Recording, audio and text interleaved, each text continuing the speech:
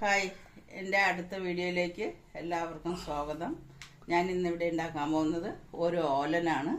ഓലന് വേണ്ടത് ഉള്ള സാധനങ്ങളുടെ എല്ലാം ആദ്യം പരിചയപ്പെടുത്താം. ആദ്യം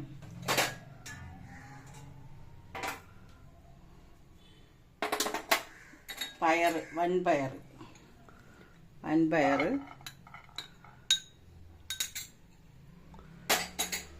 കുമ്പളങ്ങ,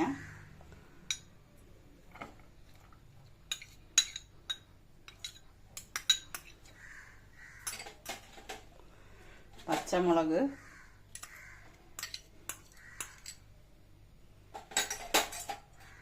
ഉപ്പ്,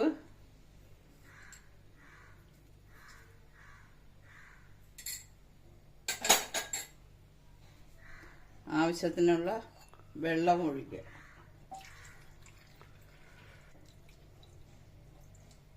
ഇതിനി 10 മിനിറ്റ് വേകാൻ വെക്കുക.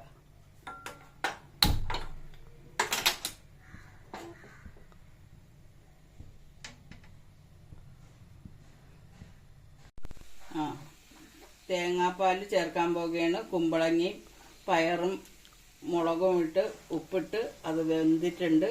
അത് വേവായ കാരണം ഇനി തേങ്ങാപ്പാൽ ചേർത്ത് കൊടുക്കാം.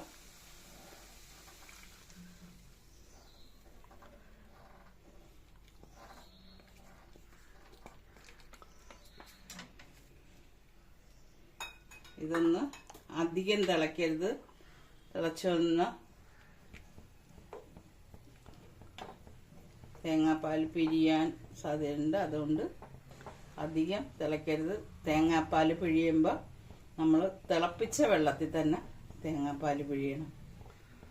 തിളപ്പിച്ച വെള്ളത്തിൽ പിഴിഞ്ഞിട്ടുണ്ടെങ്കിൽ അത് പിന്നെ അധികം തിളച്ചില്ലെങ്കിലും കുഴപ്പമില്ല. പച്ചവെള്ളം ചേർക്കരുത്.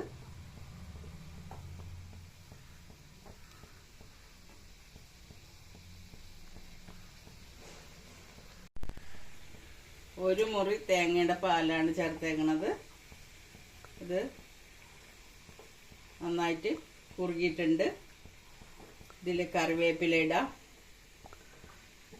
കറിവേപ്പില ഇട്ട് വെളിച്ചെണ്ണ ഒഴിച്ച് കഴിഞ്ഞ് പച്ച വെളിച്ചെണ്ണ,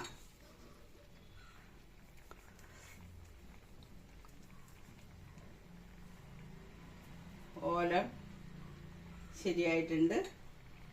ഇനി നമുക്ക് വേറൊരു പാത്രത്തിലേക്ക് പകർത്താം.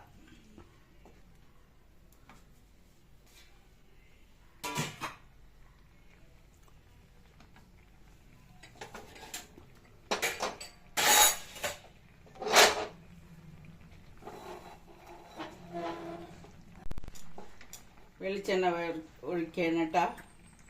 കുറച്ച് മതി, തേങ്ങാപ്പാലല്ലേ, അധികം വേണ്ട വെളിച്ചെണ്ണ.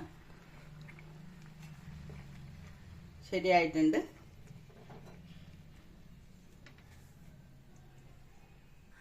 ഇത്